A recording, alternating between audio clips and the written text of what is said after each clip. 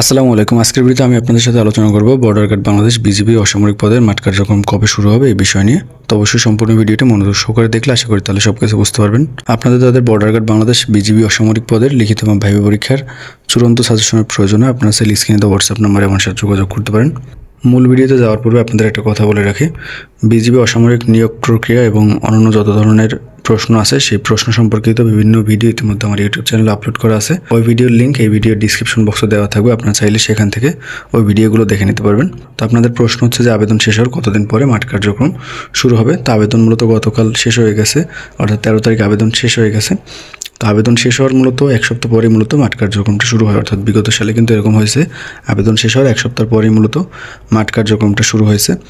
তো সেক্ষেত্রে দেখা যায় সবগুলো পদের কিন্তু মাঠ কার্যক্রম একসাথে শুরু হবে না। আপনাদের প্রশ্ন ছিল যে সবগুলো পদের মাঠ কার্যক্রম একসাথে শুরু হবে কিনা, উত্তর হচ্ছে সবগুলো পদের মাঠ কার্যক্রম একসাথে শুরু হবে না, অর্থাৎ বেশ কয়েকটা পদের মাঠ কার্যক্রম শুরু হবে, এরপর পর্যায়ক্রমে বাকিগুলো হবে।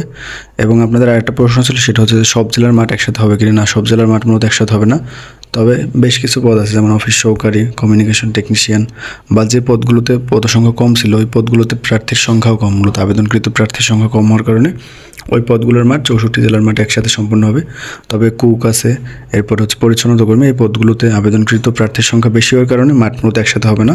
দেখা যায় প্রতিদিন 4টা বা 5টা জেলার মাঠ হবে বা 10টা জেলার মাঠ হবে, এরকম মূলত মাঠ কার্যক্রম সম্পন্ন হবে।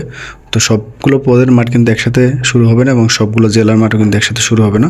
আবেদন শেষ হওয়ার এক সপ্তাহ থেকে 15 দিনের মধ্যে আপনাদের মাঠ কার্যক্রম শুরু হয়ে যাবে। তো সেক্ষেত্রে অবশ্যই ভালো মতো প্রিপারেশন নিয়ে রাখেন, কারণ বিজিবি অসামরিক পদের মাঠ কিন্তু খুব দ্রুত শুরু হয়ে যায় এবং আপনাদের মূলত মাঠ হওয়ার 2 দিন পূর্বে অর্থাৎ 48 ঘন্টা পূর্বে আপনারা মেসেজ পাবেন। মেসেজ পেলে এরপরে অ্যাডমিট কার্ড ডাউনলোড করে সেটা নিয়ে আপনারা মূলত মাঠ কার্যক্রমে অংশগ্রহণ করবেন।